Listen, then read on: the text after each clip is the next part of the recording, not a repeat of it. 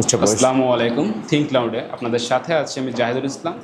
স্টুডিওতে আমাদের সাথে আছেন একজন চ্যাম্পিয়ন, যিনি 2000 থেকে 2006 সাল পর্যন্ত মিস্টার বরিশাল, 2007 থেকে 2008 মিস্টার চট্টগ্রাম এবং 2009 থেকে 2025 পর্যন্ত টানা 5বার মিস্টার ঢাকা এবং 3বার রানার আপ। এছাড়াও তিনি 2022-এর ফিট বাংলাদেশের চ্যাম্পিয়ন।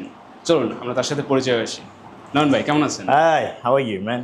আলহামদুলিল্লাহ, কেমন আছেন আপনি? এই তো ভাই, আলহামদুলিল্লাহ ভালো। তা ভাই, আপনার ঝুলিতে যে অর্জনগুলো আছে আমার মনে হয় এর থেকে আরো বেশি কিছু লুকায় রাখছেন ভাই। আমি প্রথমে আপনার ঝুলির অর্জনের একটু লিস্ট শুনতে চাই ভাই। আসলে কারণ লিস্ট লিস্ট বলেও তো শেষ করা যাবে না। লিস্ট তো আসলে বিশাল বড় লিস্ট, সেইখান থেকে শর্টকাটে কিছু বলতে হবে। তো বেসিক্যালি ফার্স্ট টাইম যখন আমার জিমটা যখন শুরু হয়, এতটা ইজি ছিল না। তো আমি যখন জিম শুরু করি, এটা অনেকটা টাফ ছিল। আমরা একটা মধ্যবিত্ত ফ্যামিলি থেকে উঠে আসা সেই গ্রামের ছেলে আমি। তো আমার বাবা গভর্নমেন্ট এমপ্লয়ার ছিলেন। তো আমরা 4 ভাই বোন ছিলাম।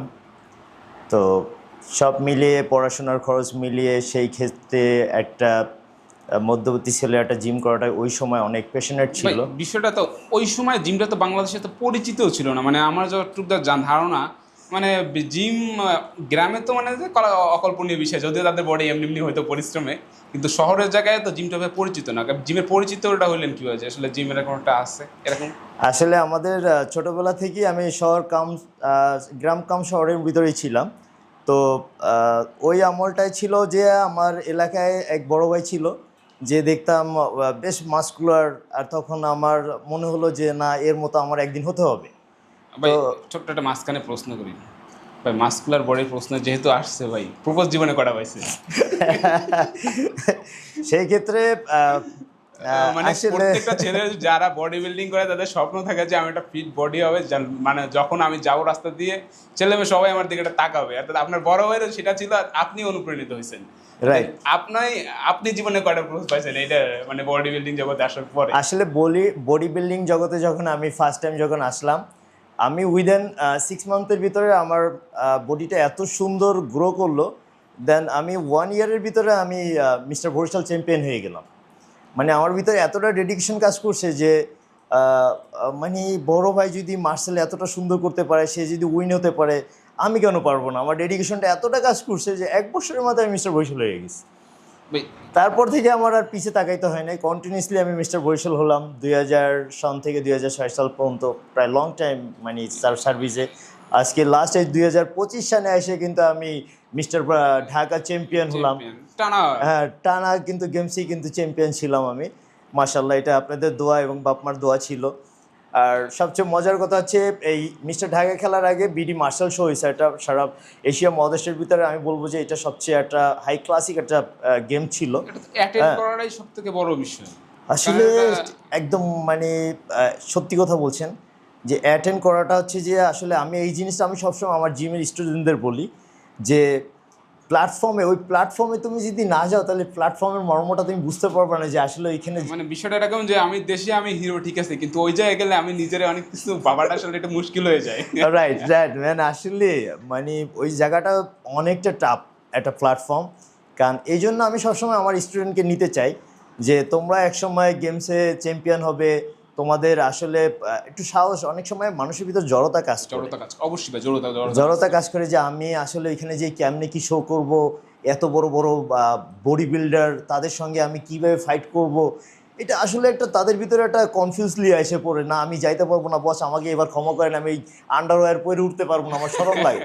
ভাই, আন্ডারের প্রশ্ন যেহেতু আসলোই, মানে এই ক্ষেত্রে আপনার ব্যক্তিগত ফিল্ডে কি থাকে যে আমি মানে এতগুলো লোকের সামনে একটা আন্ডারওয়্যার পরে, নর্মালি তো ভাই আমরা গামছা পরে, তার মানে আন্ডারওয়্যার নিচে থাকে, উপরে মানে উপরে গামছা থাকে, ভিতরে আন্ডারওয়্যার থাকে। হ্যাঁ, এইটা হচ্ছে এই বিষয়টা আসলে কিরকম, মানে ফিল্ডটা কেমন আসে ওই সময়? ফিল্ডটা বলতে শুধু কি তো ওই জায়গায় ফিল্ডটা জেন্টস থাকে না, লেডিসও থাকে। আমার খেলার সময়, আমার ফার্স্ট টাইম খেলার সময় পর্যাপ্ত পরিমাণে লেডিজ ছিলেন। একদম আমার যে ট্রেনার ছিলেন তারও দুটো মেয়ে ছিল, তার ওয়াইফ ছিলেন। তো বিশেষ অনেক অনেক ছাত্রীও ছিলেন কলেজের। তো ফার্স্ট টাইম ছিল কি মানে আমার ওই টিমে আসাটাই মানে একটা অকল্পনীয় ছিল যে এত কম এজে এসে আমি স্টেজে পারফর্মস করবো। এটা মানে মানে নিজের কাছে মানে ওইরকম একটা কিছু সাই ফিল হয় নাই, কারণ ছোটবেলা তো অতটা লজ্জা ছিল না, লজ্জাটা আসলে লজ্জাটা অতটা বিষয়ে কাজ করেনি। তো সবচেয়ে মজা পেয়েছি আমি এইখানে যে এখনকার যুগে তারা বললেও চিনবে কিনা আমি জানি না, তখনকার যুগে আমাদের সময় একটা ল্যাঙ্গুয়েজ ছিল। ল্যাঙ্গুয়েজ যে মানে যে আমরা ইন্ডিয়া দেখি যে লাল কালারের ওই কোয়ালিটি কিছু নাকি লাল এটা ছিল আমাদের এই ল্যাঙ্গুয়েজটা সেমিক্যাল ওই রকমেরই, তো আমার ওইটা ছিল 2.5 হাতের ল্যাঙ্গুয়েজ। আড়াই ল্যাঙ্গুয়েজ ধারণা নাই ভাই আমার। এই ল্যাঙ্গুয়েজটা কি, এই ল্যাঙ্গুয়েজটা হচ্ছে কোমরে ফিতার মতো থাকবে, ওই তারপরে এটারে 2.5 প্যাচ দিতে হবে। হ্যাঁ ভাই নিচ থেকে দেখছি ভাই। ঠিক আছে, এইটার পরে আমরা গো ওই তোমার হচ্ছে যে আন্ডারওয়্যার ওয়ারিং করতে হতো Wiring জিদি গেমসের জন্য, কারণ অনেক সময় দেখা গেছে মিসইউজ হয়ে যেতে পারে আন্ডারওয়্যার, কারণ অনেক সময় টাইট না থাকলে এটা দেখা গেছে মিস হয়ে যেতে হ্যাঁ পারে। যেহেতু বডিটারে আপনার বিভিন্ন অ্যাঙ্গেলে করা লাগে মিসেস হতে পারে। রাইট রাইট, বিভিন্ন অ্যাঙ্গেলে শো করতে হয়, সেক্ষেত্রে অনেক সময় মিস হয়ে যেতে পারে, তাই আমরা একটু হার্ড করে নিই যেন আমাদের লজ্জা পোষণটা যেন আমরা ঢেকে রাখতে পারি। আচ্ছা রন ভাই, এই বডি বিল্ডিং সেক্টরে আপনার যাত্রাটা কিভাবে বা অনুপ্রেরণাটা কে হয়ে আপনি এটা একটু যদি আমাদের বলতেন, কারণ কারো না কারো থাকেই ভাই অনুপ্রেরণা। আসলে প্রবাবলি একটা সত্য কথা না বললেই নয়, আমার অনুপ্রেরণা ছিলেন সালমান খান। ফার্স্ট টাইম যখন আমি একটা মুভি দেখি, আর অন্য মুভিটা আই ফরগেট দ্য নেম, তো ওই মুভিটা দেখে যখন ওকে দেখলাম একটা মানে সমুদ্র থেকে উঠতেছে একটা জিন্স প্যান্ট পরা, তো ওর বডিটা দেখে আমার মনে হলো না আমারও একসময় এরকম সালমান খান হতে হবে। ভাই এটাকে গরম চাই কি প্যারি হে এই গানটা নাকি ভাই? এরকমই একটা কিছু, বাট আমি তেমন একটা মুভি দেখি না। বাট আমার তখন থেকে কি করলাম, তখন আমি জিমে ভর্তি হইনি, তখন আমার লিচু গাছের সঙ্গে আমি রিং বানাইয়া ঝুলতে শুরু করলাম, রিং ঝুলা। রিং ঝুলিয়ে দিলাম লিচু গাছের সঙ্গে। তখন ওইখানে আরেকটা মজার কথা আসে, যখন আমি ব্যায়াম করতাম ঠিক আমার খালের ওপরেই আর একটা ফ্যামিলি ছিল, ওদের 3 তলা একটা ফাউন্ডেশন একটা বাড়ি ছিল, আমি জানি না আই ডোন্ট নো ওইটা কি তাদের ছিল নাকি ভাড়া ছিল।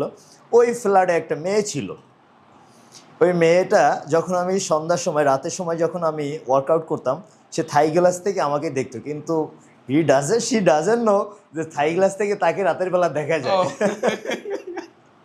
এমন কি কোনো অঙ্গভঙ্গি ভাই চোখে পড়ছে যে পজিটিভ আর নেগেটিভ? আসলে সে যখন ওইটা দেখতো আর সে যখন আমাকে দেখতে পাইতো না, অনেক সময় উইন্ডো ওপেন করে সে আমাকে দেখতো, আর তখন যখন তাকে আমি দেখতাম আমার মনে হয় স্পিড জিমের আরও বাইরে যেত। জি ভাই, মেয়েদের একটা অনুপ্রেরণা থাকে। হ্যাঁ এইটাই আসলে এইটাই। তো সেই থেকে আমার আর কন্টিনিউসলি আমি যে গেমসে শুরু করলাম, আর আমার গেমসের আর পিছে তাকাইতে হয় না, সবসময় ইনশাল্লাহ আমি চ্যাম্পিয়ন হয়ে গেলাম। আচ্ছা, যেহেতু ভাই আপনার ফ্যামিলি মিডিল ক্লাস, সেহেতু জিমে তো আপনার জীবনে স্ট্রাগল অনেক করতে হবে, মানে স্ট্রাগলের শেষ নাই বলা যায়, কারণ মিডিল ক্লাস ফ্যামিলির জন্য একটা জিমনাস্ট তৈরি করা ভাই খুবই ডিফিকাল্ট। এক্ষেত্রে ভাই আপনার যা মানে কী সমস্যার সম্মুখীন করতে হয়েছে? আসলে আপনার এই কথাটার প্রেক্ষাপটে আমার বলতে হয়, আমি আসলে আমার লাইফে অনেক সার্ভাইভ করছি, কারণ আমার বাবা তো এমপ্লয় ছিলেন, গভর্নমেন্ট এমপ্লয় ছিলেন, একদমই মানে আমরা প্রখ্যাত সেই গ্রাম থেকে উঠে আসা। তো আমরা সেই সময় শহরে থাকতাম, তো আমাদের 4টা ভাই বোনের একটা পড়াশোনা ছিল, সেইখানে বাবা জানতো না যে আমি জিমে ভর্তি হয়েছি। তো আমি যখন কোচিংয়ে বেরোইতাম, কোচিংয়ের কথা বলে যে আমি জিম করতাম, তো ওই লেভেলের আমাদের কাছে অর্থ ছিল না যে তখন জিম করে এসে আমি 8-10টা ডিম খাবো। বা খাবারের বিষয়টা তো মানে হেভি টাফ, কারণ জিমে আমরা যতদূর জানি যে খাবারের লিস্ট আসলে খুব মানে নিয়ন্ত্রণে রাখতে হয় এবং খুব ব্যয়বহুল খাবার আসলে তখন ছিল কি, তখন আমাদের এত ভালো কোচ ছিল না, তখন শুধু বলতো যে তুমি একটা কাজ করো, তুমি ডিম দুধ ছানা মাখন খাও আর ভাত খেতে থাকো, পেট ভরে তোমার বডি হয়ে যাবে। মানে ওই সময় শুধুমাত্র এই কয়েকটা খাবারই, এই কয়েকটা খাবারই। এই খাবারে কি আসলে ওই রকমের বিল্ড আপ হইতো? আসলে ওই সময় মানসিক জোরটা সবচেয়ে বেশি ছিল, আর যে হ্যাঁ হবি এই খাবারই মনে হয়ে যাবে বডি। তখন অনেক চেষ্টা করার পরে এক পর্যায়ে বডি ঠিকই হলো, কিন্তু পেটটা মন্টু ঘোষের মতো হয়ে গেল, মানে এক পর্যায়ে পেট বাইরে এলো, বডি হইলো। হ্যাঁ, এটা কেন হইলো, যখন আমি পর্যাপ্ত পরিমাণ কার্বোহাইড্রেট লোডিং দিলাম, সেক্ষেত্রে আমার প্যাডে আর কোনো অ্যাপসের কোনো ছিল না, মানে চিহ্ন ছিল না, ওর প্যাডটা গোল হয়ে বলের মতো বেরিয়ে রইল। তা আমি কম্পিটিশনে দাঁড়াইলাম প্রথমবার, তখন সবাই দাঁড়াইছে, সেইখান থেকে আমার একটু প্যাডটা কম ছিল দিকে আমি ফার্স্ট হয়ে গেছি। মানে তখন আপনারই কম? তখন আমারই কম। মানে বলে তাদের কি ছিল তাহলে? তাহলে যেহেতু আপনি নিজেই বলতেছেন যে আমার পেটটা তখন মন্ডপ শুরু হতো।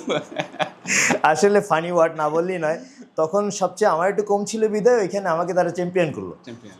তো মজার কথা, তারপর থেকে আমি যখন অনেক স্ট্রাগল করলাম যে না আসলে এই প্যাড নিয়ে আসলে খেলা যাবে না, কারণ আমি দেখছি যে বড় বড় অ্যাথলেটিক তাদের প্যাডের উপরে অনেক ধরনের অ্যাপস আছে। তখন অ্যাপস তো বুঝতে পারতাম না, তখন কইতাম যে কাট পড়ছে প্যাডে, হ্যাঁ কাট পড়ছে, আমার ওই কাট করতে হইবে। তো তখন আমি এক বড় ভাইকে জিজ্ঞেস করলাম, ভাইয়া আমাকে একটু একটা জিনিস বলবেন কি, যে আমার প্যাডে কাট করতে হবে, খালি ঝুলতে থাক কাট পড়ে যাবে, ঝুলতে তা কাট হ্যাঁ পড়ে কাট যাবে। পড়ে যাবে। তখন তারা উইলিংলি ভাবে বলতো না, অতটা হেল্পফুল ছিল না। তো এক পর্যায়ে আমি, আপনার অনেকটা লুকোচুরির বিষয় ছিল। লুকোচুরির বিষয় ছিল, তো তখন তো অতটা বুঝতে পারিনি। তারপরে আস্তে আস্তে নিজেকে ফিট করলে শুরু করলাম। তারপরে আমার একজন ওস্তাদ ছিলেন, ওস্তাদ আবুল ফজল, চট্টগ্রামে। তার হাত ধরিয়ে আজকে আমার এই শিরোপা এতগুলো পাওয়া। তারে আমি সবসময় সম্মান করি, সে মারা গেছেন আজকে অনেক দিন হলো, তো আল্লাহ তাকে বেস্ট নসিব করুক। আর আমার আরেকজন ট্রেনার ছিলেন, তাকে অবশ্যই রেসপেক্ট করার মতোই। সে ছিলেন বরিশালের ট্রেনার, লেভেন ভাই। সেও, বরিশালেরই? হ্যাঁ লেভেন ভাই ছিলেন। লেভেন ভাইয়ের সঙ্গে আরেকজন ছিলেন আমাদের মিস্টার BM কলেজ, 1978 সনে, 1972 সনের, সে সময় ছিলেন। মানে বলা যায় যে আমাদের জিমনেশিয়ামের যাত্রা ওই সময়ও ছিল। ওই সময় ছিল সেটাই। আমি যখন জিমে ফার্স্ট টাইম যখন জিমে আসলাম, তখন দেখলাম জিমের ভিতরে কিছু ইট পড়ে আছে, ইকুইপমেন্টের কোনো ধারে কাছে নাই, আর পুরনো কিছু ড্রামবেল আছে লোহা দেওয়া, একদম অরিজিনাল লোহার। তো ওই লোহা দিয়ে কিছু সংখ্যক লোক, টিনের ভাঙাচুরা একটা জিম। তো সেই জিমে ব্যায়াম করতেছে, ফ্লোরগুলো খুব ভাঙা, ফ্লোরে পাও দিলেও খালি পায়ে তখন ব্যায়াম করতাম। ফ্লোরে পাও অনেক সময় কেটে গেছে, টাইলস ছিল না তখন, ফ্লোর ভাঙা ছিল, ফ্লোরের পাও কেটে গেছে। তো সেই আমল থেকে দেখলাম যে আসলে তারা তাহলে কত পরিমাণ কষ্ট করে আজকে এই পর্যায়ে এসে তারা বডি বিল্ডার হলো, মিস্টার BM কলেজ। তো তাদের দিকে অনুপ্রেরণা হয়ে আজকে কিন্তু আমাদের এই পথযাত্রা শুরু হলো ওনাদের ওইখান থেকে। আচ্ছা নয়ন ভাই, বডি বিল্ডিং এ আপনার যে যে সমস্যার বিষয়গুলো আসছে, আপনি যখন এটা শুরু করছেন, আপনার পরিবেশ, পরিবার বা আশপাশ বা সমাজ থেকে কোনো ধরনের কি বাধা আসছে? আসলে ফার্স্ট অফ অল হচ্ছে কি, আমার ফ্যামিলি থেকে আমি এরকম একটা সাপোর্ট পাইনি, কারণ কেউ কখনো এগ্রি ছিল না যে আমি ওয়ার্কআউট করি। কারণ আমাদের ফ্যামিলি থেকেই আমার বড় ভাইরাও কেউ কখনো করেনি। তো আমি তারপরে একটু লুকোচুরি করে আমার প্রায় কোচিং মানে বিষয়টা বন্ধ ওই করে। সময় তো এইভাবে আসলে প্রচলিত বিষয় ছিল না। মানুষ সাধারণত প্রচলিত বিষয়ে যাইতে মানুষ সাহস মানে আরো উৎসাহ দেয়, কিন্তু অপ্রচলিত বিষয়ে যাইতে কিন্তু মানুষ ভয় পায়, স্বাভাবিক বিষয়। রাইট, সেটাই। মানে তখন তো এরকমই ছিল না। তো আমি ওই যে কিছু ভাইদের দেখে আমার কাছে এটা অনুপ্রেরণা আসলো যে না, আমারও ওয়ার্কআউট করতে হবে, আমারও বিল্ডার হতে হবে, আমারও সালমান খান হতে হবে। তারপরে এলাকার কিছু ভাই ব্রাদার ছিল, আরে এইগুলো দিয়ে কি করবি, তুই কি করতেছিস, সেটা কোনো লাইফ মানে আছে এলাকা কিনা? দিয়ে কিছু কটকের পরিবার তো হ্যাঁ, পরিবার, এলাকা দিয়েও কটকের হ্যাঁ শিকার হ্যাঁ, হয়েছে। এলাকা দিয়ে আমি পর্যাপ্ত পরিমাণে এরকম একটা হ্যারাসমেন্ট হয়েছিলাম যে এগুলো কি দিয়ে, এগুলো করলে কিছু হয় নাকি, এগুলোর কোনো ফিউচার আছে নাকি। তো আচ্ছা, এক্ষেত্রে আপনি মনে করেন যে জিম করতেছেন, আপনার বাবা টের পাইছে কখন? আপনি জানাইছেন যে আপনার বাবা এগুলো জানতো না, টের পাইছে কতদিন পরে? কারণ বডি তো স্ট্রাকচারে তো কিছু পরিবর্তন আসছে, খাওয়ার বডি স্ট্রাকচার কিছু হালকা কিছু পরিবর্তন হলেও আসছে, টের পাইছে কতদিন পরে? আমার সবচেয়ে মজার কথা হচ্ছে, একদিন আমি গেঞ্জি পরে, হ্যাঁ। আমি বাবা বলতেছে চল আমি একটু বাজারে যাব। তো আমি একটা গেঞ্জি পরলাম, সুতি গেঞ্জি, বাবার গেঞ্জি পরলাম। বাবার গেঞ্জি পরার পরে বাবা আমার দিয়ে আকুলে তাকিয়ে রইল, কিরে আমার গেঞ্জি তোর গায়ে লাগছে? তো বাবা বললাম যে বাবা আমি তো জিম করি। জিম করি বলে দিচ্ছেন? হ্যাঁ, তুই বলে জিম করিস, পড়াশোনা তুই জিম করিস? মাইটের দিয়েছেন নাকি? হ্যাঁ, না মাইটের দেয় না, বলছে যে আচ্ছা ঠিক আছে রাতে আসি তোকে দেখাবো। দেখাবো? মানে রাতে আসি দেখাবো? রাত্রে কি আর কিছু বলছিল না, ওই পর্যন্তই শেষ?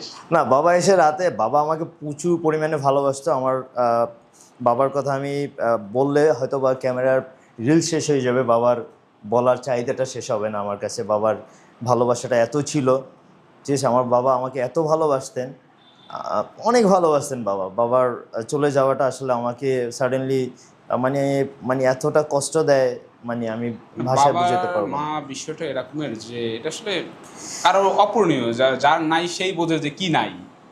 এটাই এটা কেউ আসলে আমার মনে হয় না যে কেউ বলে বোঝাতে পারবে যে এটা নাই আমার, বা এটার অনুভূতিটাকে বলে বোঝানোর মনে হয় না কারো সামর্থ্য আছে।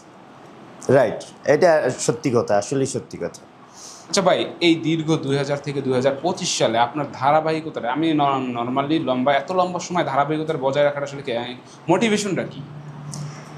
মোটিভেশন বেসিক্যালি হচ্ছে কি আসলে অনেস্টলি আমি বলতে চাচ্ছি যে সুস্থ থাকার জন্য প্রতিটা মানুষের ওয়ার্কআউট করা দরকার। আমি যখন জিমে ঢুকলাম তারপর থেকে টানা 5 মানে ভাই, বছরে ওয়ার্কআউট বা সুস্থ থাকার জন্য ঠিক আছে, কিন্তু আপনি চ্যাম্পিয়নশিপে এত ধারাবাহিকতা, এটা ভাই রেয়ার। এইটা আসলে সো টাফ, এইটা আসলে সো টাফ। তারপর আমি ধরে রাখছি এটা আমার আসলে আমার সাইডে আমার ইয়ং, একদম ইয়াং আমার একজন ট্রেনার আছেন। সে হচ্ছে যে আমাকে বারবার ফোর্স করতো, আমি বারবার তাকে বলতাম যে এটাই আমার শেষ খেলা, এটাই আমার শেষ খেলা, আমি আর খেলবো না। কারণ এই খেলাটায় প্রচুর পরিমাণে টাফ ছিল, হ্যাঁ, ব্যয়বহুল খরচ ছিল। তো আমি তখনই স্টপ হয়ে যেতাম, ও তখনই আমাকে ফোর্স করতো যে Force না, করতো। তুমি খেলো, তুমি সামনে আরো মানে ভালো বিষয়টা করবে। হচ্ছে যে সেই আপনারা মানে এতদূর আগায় নেওয়ার পিছনে তার একটা বড় ভূমিকা আছে। ইয়েস, তার একটা বিশাল ভূমিকা। আসলে তাকে আমি অলওয়েজলি রেসপেক্ট করি। আহ, তার জন্যই আসলে এতটা দূর সাফার করে আসতে পারছি আলহামদুলিল্লাহ। এই ক্যারিয়ারে আপনার ফাইন্যান্সিয়াল যে বিষয়গুলো, সাপোর্টটা আছে, এটা কিভাবে দেওয়া হয়? যেহেতু অনেক ব্যয়বহুল একটা বিষয়, একটা গেমস খেলতে প্রচুর খরচ হয় আমরা জানি, এই সাপোর্টটা কিভাবে আসে? আসলে ভালো একটা মজার কথা বলছেন। আসলে এখানে আমি একটা মানে একটা ফানি একটা ওয়ার্ড বলতে চাই। যখন আমার ফার্স্ট লাইফে যখন জিম শুরু করি তখন অনেক টাকার দরকার ছিল। তখন আমাদের দুটো দোকান ছিল, বিশাল বড় একটা চালের আড়ত ছিল চালের আড়ত। আর একটা কনফেকশনারি দোকান ছিল। তখন আমাকে মাঝে মধ্যে দোকানে বসাইতো। এখন দোকানের টাকা আমি কেমনে নিব? আমার তো খাইতে হবে। খুচরা নিতে হবে, লাস্টে আমি কি করতাম, মজার একটা কাহিনী ভাই, মজার একটা কাহিনী। তখন আমি কি করতাম, আমি টুপি পরে যাইতাম, টুপি পরে। টুপি পরে দোকানে যাইতাম, টুপি খুলতাম না। বাপরেও টুপি পরে হ্যাঁ, দিতেন? না বাপের পড়াইতাম না। হ্যাঁ, টুপি পরে যেতাম, বাবা তো অফিসে থাকতেন, ভাইয়ের সাথে বসতাম। তো টুপির মধ্যে আমি টাকা নিয়ে চলে আসতাম। তোমার টুপি পরানো হয়ে গেছে। টুপির মধ্যে আমি টাকা নিয়ে চলে আসতাম, ওই টাকা খরচ করে আমি আজকে বডি বিল্ডিংয়ে এই জগতে এত দূর চলে আসতে পারছি। মানে বলা যায় যে আপনার বডি বিল্ডিং এর পিছনে টুপি পরানোর একটা ভূমিকা আছে। হ্যাঁ, এটা আমার চোরামি ছিল, এটা আমার চোরামি ছিল। পরবর্তী আমি বলছি ভাইকে যে দেখ, আমি কিন্তু এত টাকা নিয়ে কিন্তু দোকান দিয়ে খেয়ে ফেলছি। আচ্ছা ভাই, আপনার বডি বিল্ডিং এর জগতে আপনার মনে হয় যে আপনার জীবনে সবচেয়ে বড় ত্যাগ কোনটা করছেন এই বডি বিল্ডিং জগতে আসার জন্য? আসলে আমার সময়টাকে আমি পর্যাপ্ত পরিমাণে ওয়েস্ট করছি। আজকে যদি আমি এই সময়টা আমার অন্য কেরিয়ারের পিছিয়ে দিতাম, তা আজকে আমি এই দেশের সবচেয়ে একজন বড় একজন কর্মকর্তা থাকতে পারতাম। কারণ এই এই পরিমাণ আমার কাছে এত পরিমাণের অফার ছিলেন। তো বাইচান্সলি আমার বলাই চলে যে জিমের পিছে আসছে যে আমার অনেক কিছু হয়তো বা আমি ত্যাগ করতে হয়েছে। প্রথমবার যখন আপনার চ্যাম্পিয়ন হয়েছে, মানে মূল বিষয় হচ্ছে ক্যারিয়ার তো তাদেরও আছে যারা সরকারি চাকরি করে, তাদেরও আছে যারা নর্মাল শ্রম দেয়, তাদেরও আছে যারা দেশের অনেক কোটিপতি। কিন্তু বিষয় হচ্ছে আপনি যখন এই সম্মাননার পর্যায়ে পৌঁছাইছেন, আপনার যখন লক্ষ লক্ষ মানুষ জানে, বা আপনি যখন স্টেজে পারফর্ম করেন, বা আপনার একটা পোস্টার যখন একটা বড় স্টেজে টানানো থাকে, সেই অনুভূতি কি ওই অনুভূতির সাথে ম্যাচ হইতো কখনো? আসলে মানে বললে এটাই হয়। কারণ আমি যখন দেখি যে স্টেজের সামনে আমার একটা বড় পিকচার অ্যাড করা আছে, তখন মনে হয় যে না, ওই অ্যাচিভমেন্টের চেয়ে আমার এই অ্যাচিভমেন্টটা সবচেয়ে ইম্পর্টেন্ট ছিল। আমার কাছে এতটা ভালো লাগে যখন আমার ছবিটা কেউ দেখে বলে যে ভাই আমি আপনার মতো হতে চাই, বা আমি আপনার আমি আপনি আপনার অনুপ্রেরণা আমার। আমি আপনার অনুপ্রেরণা, আমি আপনার খুব কাছের একজন ছোট ভাই, আমি আপনাকে প্রচুর পরিমাণে ফলো করি। অবশ্যই। আমার তখন মনে হয় যে না, এটাই আমার লাইফের জন্য বেস্ট ছিল, এটাই আমার বেস্ট অ্যাচিভমেন্ট ছিল। চ্যাম্পিয়নের বিষয়টা যেহেতু আসলো, প্রথমবার যখন চ্যাম্পিয়ন হয়েছেন, তখন আপনার অনুভূতিটা কেমন ছিল? আসলে ফার্স্ট টাইম যখন আমি চ্যাম্পিয়ন হই, আমার ভালো লাগাটা আমি কি বলবো, আমি স্টেজে কান্না করে দিই। তখন আমার হুঁশ ছিল না, যখন আমার সাইডে যখন সেকেন্ড পিপল ছিল যে ওকে কল করবে না আমাকে কল করবে ফার্স্টের জন্য, যখন সবাই বডি বিল্ডার, সবারই বডি ফিটনেস ভালো, এর মধ্যে থেকে বের হবার মানে নিজের চিন্তা করতে করাটাই যে মুশকিল, যে আমি আসলে ওই জায়গায় কি আমি পারবো কি পারবো না, এরকম কি মনে হয়েছে? আসলে কি ওই জাজমেন্টটা যে জাজ করে আসলে তার উপরে এতটা ক্রিটিক্যাল হয়ে যায়, কারণ সবার বডিগুলোই খুব সুপার থাকে। অবশ্যই। কারণ আমি একটা ভাষাই বলবো, সেটা হচ্ছে 24 গোল্ডের মতো আমাদের বডিগুলো যখন আমরা কালার করি, একদম গোল্ডের মতো গ্লেসিং করে। কারণ ওই সময় জাজেস কাকে বাদ দিবে সে কনফিউজ হয়ে যায়, কারণ সবাই একের চেয়ে এক ভালো। তারপর তাকে জাজমেন্ট করতেই হবে, সেইখান থেকে তাকে একজনই সিলেক্ট করতে হবে, ওয়েন টু ফার্স্ট। তাকেই চ্যাম্পিয়ন বানায়। তো এইটাই আসলে যে চ্যাম্পিয়ন হয় সেই বুঝতে পারে তখনকার তার ভালো লাগাটা, তার মানে আনসাকসেসফুলি সে কী পাইছে ওই স্টেজে। ভাই সাকসেসের বিষয়ে আমি একটা মাঝখানে ইন্টারাপ্ট করতেছি যে আমাদের কিছুদিন আগে একটা বিতর্ক দেখা গেছে যে আমাদেরই নাম বলবো না, যে কোনো এক বড় ভাই তারই মানে যে পুরস্কারটা দেওয়া হয়েছে সে অসন্তুষ্ট। আসলে অসন্তুষ্ট হওয়াটা স্বাভাবিক। এখন যেটা দেওয়া হয় শুনছি কিছুটা ডেভেলপ হয়েছে, এখন যেটা দেওয়া হয় সেটা কি পর্যাপ্ত সম্মাননা মনে হয়? আসলে ওইটা সবাই জানে, ও আমার একটা খুব কাছের ছোট ভাই। তো ওইটা ছিল কি, ওইটা ডিজার্ভ করার মতো ছিল না, কারণ একটা বডি বিল্ডারের খরচের পিছে আসলে সবার আইডিয়া নাই। তো এই পর্যায়ে একটা বডি বিল্ডার যখন একটা স্টেজে ওঠে তার মিনিমাম 4.5 থেকে 5 লক্ষ টাকা খরচ হয় একটা গেমসের জন্য। তো এই গেমসে যখন সে চ্যাম্পিয়ন হয় তখন তার হাতে যদি আমি 50,000 বা একটা ব্যালেন্ডার ধরাই দিই বা একটা কাপ ধরাই দিই বা যে কোনো একটা নর্মাল একটা জিনিস যদি আমি তাকে দিই গিফট হিসাবে, তো এইটা সে ডিজার্ভ করতে পারে না। কারণ এটা হোপফুলি এটা আমরা আশা করি যে এর চেয়ে ভালো কিছু একটা। তো এখন অনেকটা ডেভেলপ হয়েছে। মানে এই ডেভেলপটা যেটা হয়েছে এটাও কি আসলে কি পর্যাপ্ত? আসলে এটা আপনার কথাটা রেখেই বলি, আসলে হচ্ছে কি এখনও যে পরিমাণ আমাদের অনারেবল দেয়, আই থিঙ্ক এটা মনে করি যে এটা একদমই আমাদের জন্য এটা অতটা না। এটা আরেকটু যদি বেটার করে তাহলে আমরা মনে করি যে শুধু বাংলাদেশের প্রতিটা কানাকাঞ্চি থেকে 64 জেলা থেকে আমার মনে হয় যে উঠে আসবে বডি বিল্ডার। কারণ এই বডি বিল্ডাররা যে পরিমাণ কষ্ট করে এখানে আসে, ওই পরিমাণ যদি তারা যদি চ্যাম্পিয়নলি যদি তারা যদি তাদের অ্যামাউন্টে যদি পেত, আসলে সম্মান আছে পর্যাপ্ত পরিমাণে, আসলে অনারেবলটা খুবই কম হয়ে যায়, লয়েস্ট হয়ে যায়। তো অনেক ভালো হওয়া উচিত। ভালো হওয়া উচিত। আচ্ছা, আমি আপনার কাছে এটা জানতে চাই যে সুস্থ থাকার জন্য আপনার জিমে আসাটা কতটা গুরুত্বপূর্ণ স্বাভাবিক মানুষের জন্য, যারা মূলত আর কি জিমটাকে ওইভাবে জানে না? আসলে আপনার আসলে এটা না বললেই নয়, সুস্থ থাকার জন্য আমি বলবো যে ভাই, বিশেষ করে আমাদের ডায়াবেটিস পেশেন্ট যারা আছে দেখি যে সকালবেলা মোটামুটি তারা দৌড়চ্ছে। আসলে এইটা আমি তাদের জন্য একটা মেসেজ দিতে চাচ্ছি যারা ডায়াবেটিস রোগী। তার আগে আমি একটু এইটা বলে নিচ্ছি যে জিমে আসার উপকারিতা কী।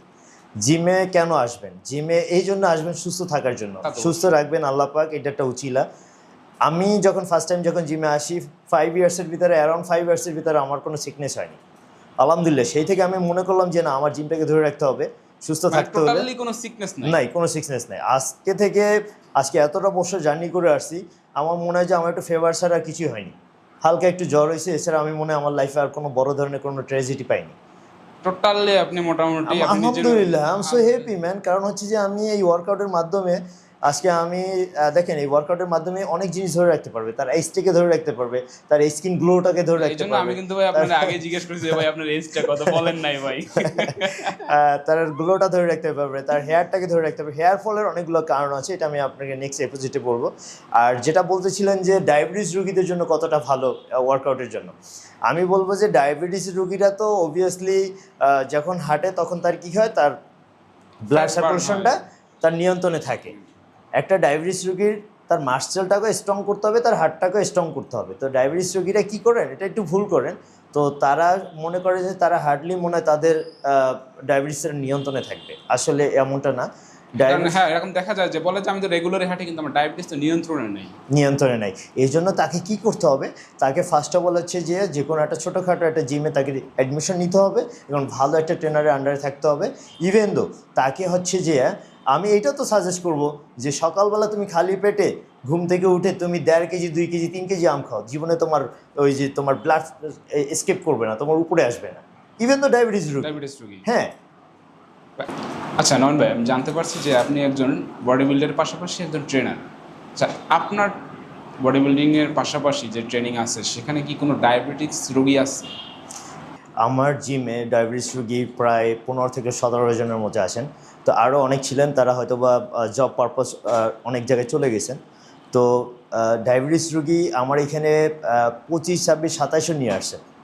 মানে 26, 27 পর্যন্ত ডায়াবেটিস নিয়ে আসছেন আমার কাছে। আইসা বলতেছেন যে বস আমি পারতেছি না, আমাকে আপনি একটু জাস্ট এদের আসার উদ্দেশ্য কি ছিল? ডায়াবেটিসটাকে নিয়ন্ত্রণ করা। কি কোনো ডাক্তার রেফার করছে নাকি নাইরা নিজে থেকে বা ইউটিউব দেখে এরা আসছে? আমি বেশিরভাগ আস্ক করি যখন কোনো পেশেন্ট আমার কাছে আসে যে ডাক্তারের কোনো রিকমেন্ড আছে কিনা তোমার এক্সারসাইজ করার জন্য, তখন বলে যে নেই, তখন আমি তাকে গাইডনেস খুব কম করি, কারণ তার অনেক সময় প্রবলেম থাকতে পারে। তো কারণ সেই জন্য অনেকের আপনার ডায়াবেটিসের পাশাপাশি প্রেশারও থাকে। হ্যাঁ, প্রেশারও থাকে। তো সেই জন্য আমি খুব সুন্দরলি সাজেস্ট করি যে তুমি আগে ডক্টর থেকে একটা রিকমেন্ড নিয়ে এসো যে হ্যাঁ এটা এই রুগী ব্যায়াম করতে পারবে, তার জন্য কোনো সমস্যা নেই।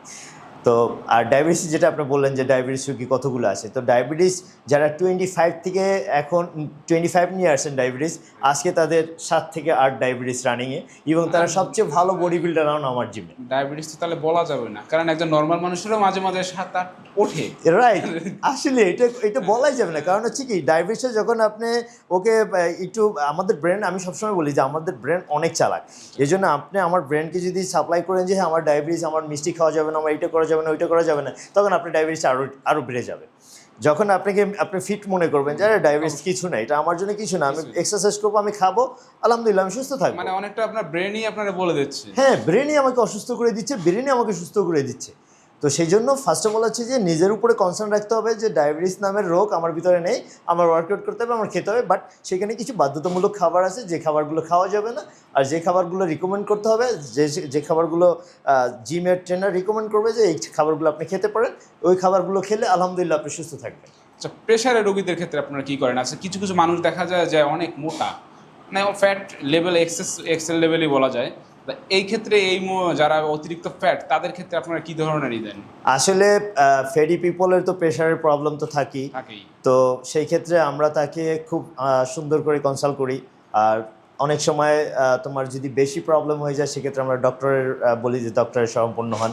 আর আমার কাছে যখন আসেন তখন আলহামদুলিল্লাহ উইদিন শর্ট টাইমের ভিতরে তার টেশার সব একদম নিয়ন্ত্রণে চলে আসে, কারণ ওই রকমের গাইডনেসটা তাকে করা হয়। এই জন্য আমি সবসময় বলি যে ভালো একটা ট্রেনারের আন্ডারে যখন আপনি ট্রেন আপ করবেন, অবশ্যই আপনি ভালো কিছু সাকসেসলি আশা করবেন। আচ্ছা ভাই, যখন আমরা জিমে যাই আমাদের প্রথমেই স্বপ্ন থাকে যে আমি ডাম্বেল মারবো, হেভি ওয়েট উঠাবো। আসলে জিমে ঢুকলে কি এটা পসিবল, নাকি আদার্স কোনো ব্যায়াম দিয়ে প্রথমে শুরু হয়? আসলে খুব মজার কথা, হাসির কথা, মানে অনেকেই বলে যে আমি ছবি তোলে যে আমি এই দেখ 20 কেজি উঁচু করছি। এটা আসলে মজার কথা। এটা আসলে আমার চাইল্ডহুড থেকে এই পর্যন্ত আমি দেখছি আগে এসে আমাদের ট্রেনারের কাছে বলতো, এখন যখন মাশাআল্লাহ আমি যখন ট্রেনারে গেছি তখন আমি শুনতেছি কথাগুলো যে যে বস আমি কিন্তু আমার এই সিক্স প্যাক করে দিবেন আর আমার বাইসেপ আর ট্রাইসেপটাকে একটু উঠাই দিবেন। হ্যাঁ, আমার খুব শখ। হ্যাঁ, তো আমি কি করতে পারি? তো আসলে এই ধরনের কোনো ওয়ার্ড থাকে না যে শর্ট কোর্সের কোনো, আমাদের কাছে কোনো শর্ট কোর্সের কোনো ব্যাপার নেই। এটা হচ্ছে লং প্রসেস। হ্যাঁ, আসলে এইটাই বলতে চাই যে যার ভিতরে ধৈর্য আছে, যার ভিতরে ডেডিকেশন আছে, সেই এই ফিটনেস লাইফে সেই সাকসেস পাবে। আদারওয়াইজ সে পাবে না। ফিটনেস লাইফ শুরু হয় মানে আপনি এখন জিমে এন্টার করার সাথে সাথে আপনি প্রথম কি ব্যায়ামটা দিয়ে থাকেন? আসলে প্রথম যখন আমাদের কাছে যখন রহেন পিপল আসেন, তখন তাকে আমরা পিটি থেকে শুরু করি, পিটি এবং স্ট্রেচিং থেকে তার প্রতিটা মার্সেল বেন তাকে আমরা ফ্রি করার পরে তখন তাকে আমরা কিছু এক্সারসাইজ আছে যে এক্সারসাইজগুলো তাকে আমরা দিয়ে থাকি। ফার্স্ট অফ অল হচ্ছে তার মার্সেল ব্লাড ফ্লো বাড়ানোর জন্য তাকে আমরা পুশ আপটা দিয়ে থাকি। পুশ আপটা দেওয়ার পরে তার মার্সেলটাকে ব্লাড ফ্লো বাড়িয়ে তাকে হালকা কিছু স্কোয়াট করাই, তারপরে কিছু চেইন আপ পুল আপ করিয়ে দেন তাকে ওই দিনের জন্য। যাদের বয়স একটু বেশি, ধরেন যে প্লাস 40 বা 50, তারা কি জিম করতে পারে? আরে মজার কথা বলছেন আপনি, 40-50 এই জিমের লাইনে 40-50 নাই, বলেন 80-90 কোনো আপনার স্টুডেন্ট আছে কিনা? 80-90? হ্যাঁ, আমার রানিং জিমে আমার 72 এবং 76-82 পর্যন্ত আমার স্টুডেন্ট আছে। মাশাআল্লাহ, তাদের মাসকুলার এত সুন্দর, আমার তো মনে হয় যে মাঝে মধ্যে আমি তাকে মানে WWE এর যে এদের মিস্টার এস্টাবরি আছে। হ্যাঁ, রাইট, একদমই ওনাদের মতো। আমি যদি আপনাদের দেখাইতে পারতাম তা আপনারা বিলিভ করতেন যে তাদের মাসকুলার এতটা সুন্দর, তারা এখনও পর্যন্ত প্যারালাল বা ডিপস যেটা মারে 20-25টা মারে, যেটা আমাদের নর্মাল যে একটা বাচ্চা পোলাপান আছে 15-20 বছরের, সেও পারে না 15-20টা ডিপস মারতে, বেঞ্চ ডিপস। তো প্যারালাল বা ডিপস মারাটা এতটা ইজি ছিল না, রিস্ট এবং ফোরআর্মসে পর্যাপ্ত পরিমাণে পাওয়ার লাগে। আর সেই ক্ষেত্রে তারা এসে 78-72 বয়সে এসে যখন 20টা করে, মানে তারা ওই বৃদ্ধ বয়সী এই জায়গায় আসছে। তারা বৃদ্ধ বয়সে আসেন, কেউ একদম দেখা গেছে তার চাইল্ডহুড থেকেও সে জিমে শুরু করছেন, শুরু করছে। এমন স্টুডেন্ট আছেন আমার কাছে। তো মাশাল্লাহ তাদেরকে দেখেও আমি মাঝে মধ্যে চিন্তা করি যে না আসলে আমার জিম ছাড়া যাবে না, জিম আমার ধরেই রাখতে হবে। তারা সুস্থ আছে, আমার ওই ওই বয়সে সে পারলে আমি কেন পারবো আমি না? পারবো না কেন? আচ্ছা ভাই, আপনার লাইফে কি এখনো মানে এরকম কোনো সময় আসছে যে আমার মনে হয়েছে যে আমি আর জিম করবো না, ভালো লাগতেছে না, বা আমি পারতেছি না, বা আমার লাইফটা লস হয়ে যাচ্ছে, আমি এটা ছেড়ে দেবো, এই ধরনের কি কখনো মনে হচ্ছে? হ্যাঁ, আসলে আপনি আচ্ছা আসলে মজার কথাই বলছেন। আসলে আমার মাঝে মাঝে মনে হতো যে আসলে এই যে আমি জিম করি, এই জিমের আসলে আমার মনে হয় যে আর মনে হয় সামনে মনে হয় করা হবে না। যারা ওভারওয়েটে ভুগতেছে তাদের জন্য আপনাদের কি সাজেশন থাকে? যারা ওভারওয়েট করেন, যাদের বডিতে ওভারওয়েট থাকে, আমি একটা জিনিসই তাকে মেসেজ দিতে যাব, আপনারা অবশ্যই অবশ্যই কোনো ওভারওয়েট করতে যান বা ওভারওয়েটের পিপল থাকেন, অবশ্যই একটা ভালো ট্রেনারের আন্ডারে আপনারা ওভারওয়েট করবেন। কারণ ওভারওয়েটটা এমন হয়ে যায় যখন আমার দেখা যায় যে ব্যাক পেইনের সমস্যা ভোগে যারা ওভারওয়েট, হ্যাঁ মাসেল পেইনে ভোগে। এইটাই আমি বলতেছিলাম, একটা বাচ্চা যখন 70 কেজি হয়, যখন সে 71 কেজির একটা ওয়েট জায়গায়, সেটা তার ওভারওয়েট। হয়েছে। যখন সে 69 কেজি জায়গায়, তখনও তার এটা লাইট ওয়েট থাকে। ওভারওয়েটটা যখন ওই 70-71 কেজির একটা স্টুডেন্ট যখন ওভারওয়েট ক্যারি করতে যায়, তখন সে, আমি সবসময় এই মেসেজটা দিই সবাইকে, আমি এই এখনও বলতে চাচ্ছি, জিমের সবাইকে বলতে চাচ্ছি, যখনই কখনো কেউ এক্সারসাইজ করবেন, একমাত্র অ্যাপস ব্যতীত যখন প্যাডের কাজটা করতে যাবেন, তখন বেলটা খোলা থাকবে। তখন সবসময় একটা বেল ওয়ারিং করতে হবে। এটা আমাদের ব্যাক এবং আমাদের ব্যাক সাইডে যে কিডনি থাকে, আমাদের অল ওভার মাসলটাকে সেফ রাখে। তো এই জন্য আমি সবসময় বলবো, এই মেসেজটা দিব যে ওভারওয়েট করতে গেলে অবশ্যই বেল ওয়ারিং করবেন, আর যতটা নিজে পারেন অতটাই ওয়েট ক্যারি করবেন। ওভারওয়েট, ইগো লিফটিং এগুলো একদমই করা যাবে না, যেটা লাইফের স্পয়েল হয়ে যায়। আচ্ছা, মেয়েদের জন্য কি আলাদা কোনো জিম আছে না, এটা ওই ছেলেদের সাথেই করা হয় বাংলাদেশে? আসলে বাংলাদেশে এখন তো আগের মতো নেই, সবাই এখন একটু উইলিংলি ওপেনলি এখন একটু করতে চাচ্ছেন।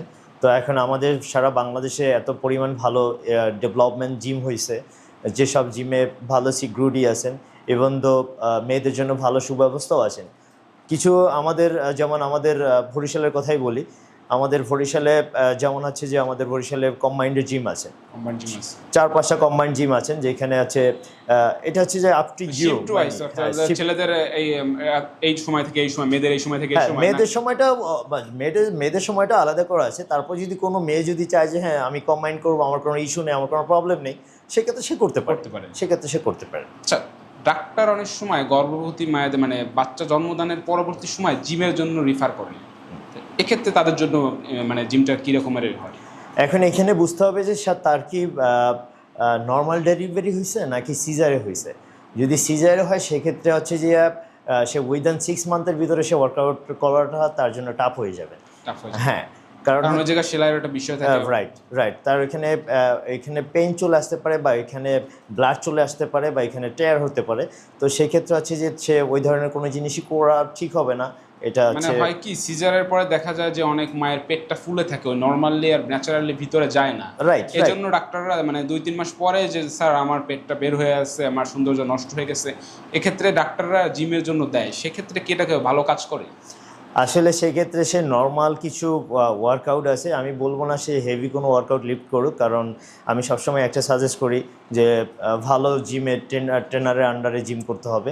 আমি এমনও মেসেজ দিতে চাচ্ছি তাদের উদ্দেশ্যে যে ভালো করতে যেয়ে খারাপ কিছু করেন না।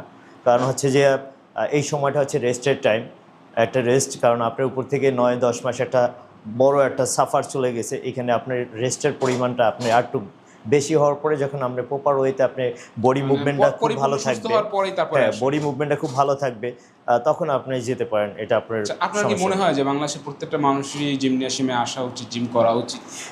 অবভিয়াসলি, এটা আমি সবাইকে এই মেসেজটা আবার ভালো করে দিতে চাচ্ছি যে প্রতিটা মানুষের জিমে আসা উচিত। আমি এটা আরেকটা মেসেজ দিব যে আসলে আমাদের দেশের মানুষ তখন বুঝতে পারে যখন সে একটা রোগে আক্রান্ত হওয়ার পরে টের পায় যে এখন আমার জিমে যাওয়া উচিত ছিল। আসলে জিমটা যে কত বড় একটা নিয়ামতের জায়গা, আসলে এটা আমি ভাষায় বুঝাতে পারবো না। আমি এই জন্য মেসেজ দিব যে আপনারা অবশ্যই জিমে এডমিট নেবেন। এখন এক্ষেত্রে আমাদের একটা সমস্যা আছে যে আমরা বুঝি যে জিম মানে যে হেভি ওয়েট উঁচু করা, প্রচুর ব্রেকডাউন দেওয়া, প্রচুর ডায়েট খাবার খাওয়া, নিয়ন্ত্রিত খাবার খাওয়া, এটা মানেই কি জিম নাকি না এর বাইরেও জিমের আলাদা কোনো শাখা প্রশাখা আছে যেটা আমাদের সাধারণ মানুষ যারা বডি বিল্ড মানে ওইভাবে মাসকুলার বডি তৈরি করবে না, এদের জন্য কি আলাদা কোনো জিম আছে?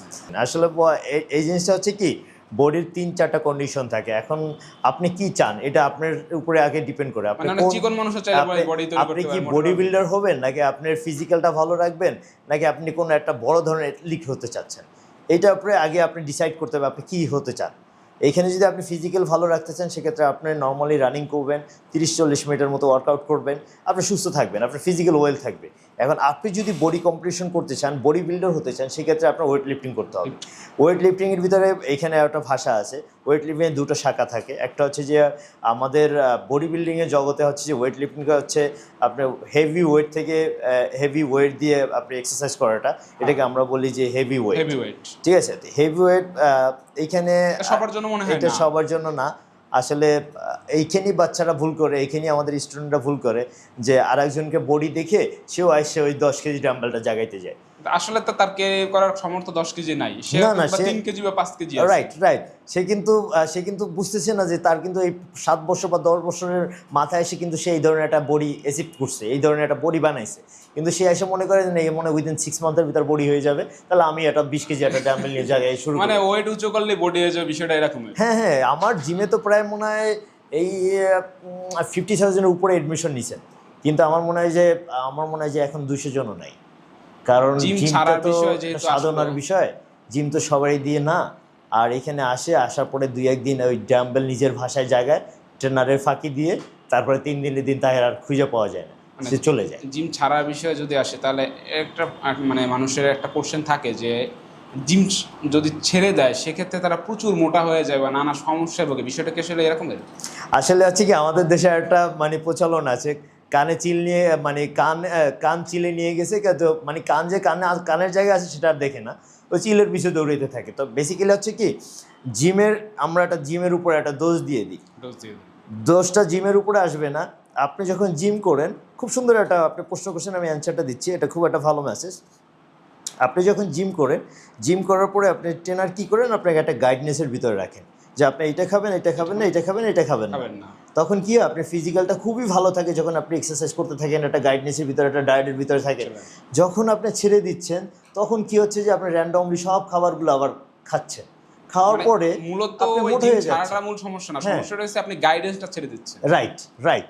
যখন আপনি বিভিন্ন জিনিস, আপনি সব তৈলাক্ত জিনিস খাচ্ছেন, এটা খাচ্ছেন, এটা কোনো বাধ্যতামূলক নেই, কারণ আপনি জিম করতেছেন না, তখন আপনি মোটা হয়ে গেছেন। এমনিতে তো ব্রেন আমার সিগন্যাল দিচ্ছে যে অতিরিক্ত ক্যালোরি গ্রহণ করো। রাইট, ব্রেন তো এই জন্য আমি বলি যে ব্রেন আমাদের চেয়ে অনেক পরিমাণ চালাক। আপনি ব্রেনকে যেভাবে নেবেন ব্রেন ওইভাবেই ডাইভার্ট করবে। তো আপনি হচ্ছে যে তখন আমরা জিমের উপরে একটা দোষ দিই যে আমি জিম ছেড়ে দিয়েছি দিকে মোটা হয়ে গেছি। আচ্ছা, বিষয়টা কি এরকম করা যায়, ধরা মানে কিছু লোক দেখা যায় যে আমি জিম করতেছি বা অসুস্থতার কারণে আমি জিমটা ছেড়ে দিতে হচ্ছে, আমি চলাফেরা করতে পারছি না, মানে চলাফেরার ক্ষেত্রে সমস্যা হচ্ছে, বা আমি কোনো জবে আসছি যার কারণে আমি জিমটা ক্যারি করতে পারতেছি না, এক্ষেত্রে কি এরকম করা যায় যে আমি ওনার একটা ডায়েটেশন দিয়ে দিলাম যে আমি আপনি এই ডেটটা ফলো করলে জিমটা ছাড়লেও হয়তো আপনি ওইভাবে ফুলে যাবেন না বা আপনার স্বাস্থ্যটা ভেঙে যাবে না, এরকম কি করা সম্ভব হয়? হ্যাঁ, এটা আসলে একটা ভালো কোশ্চেন ছিল। এটা আমার কাছে এরকমের অনেক স্টুডেন্ট আছে যে বস এখন আমি এই মুহূর্তে তো আমার টেনিস পড়ে গেছে, তো অমুক জায়গায় আমি টেনিস পার, আমার ওইখানে কোনো জিম নেই, তো সেই ক্ষেত্রে আমার জন্য মার্শাল যেন আমার এইরকমই থাকে, আমি মোটা হতে চাচ্ছি না, তো এই ক্ষেত্রে আমাকে একটা ডায়েট দেন, আমি যেন আমার মার্শাল যেন আমি নিয়ন্ত্রণে রাখতে পারি। আচ্ছা নয়ন ভাই, জিমে যাওয়ার কি কোনো নির্দিষ্ট কোনো বয়স আছে যে আমার এই কয় বছর বয়স হলে আমি যাইতে পারবো, কিছু পারবো না? আসলে খুব ভালো একটা প্রশ্ন। আসলে আমার অনেক গার্জিয়ান আমার কাছে আসেন, তো মজার কথা হচ্ছে আমি আমার জিমে 7 বছর বা 8 বছর পর থেকে এডমিশন নিই। 7-8 বছর? হ্যাঁ, এখন এখানে অনেকে তো বলে যে জিম করলে তুই আর লম্বা হইতে পারবি না। এখন এখানে আবার আমার প্রশ্ন করলেন খুব সুন্দর একটা, যে এইখানে তো 7 বছরের নিচে যদি আপনি ভর্তি হন বা এই অল্প বয়সে যদি ভর্তি হন তাহলে শুনছি যে খাটো হয়ে যায়। এরকম একটা মানে সবার মনে একটা ধারণা থাকে, যেহেতু বডিটা টাইট হয়ে যায়। না, আসলে এই ধরনের কোনো ইয়েই নেই, প্রবলেমই নেই।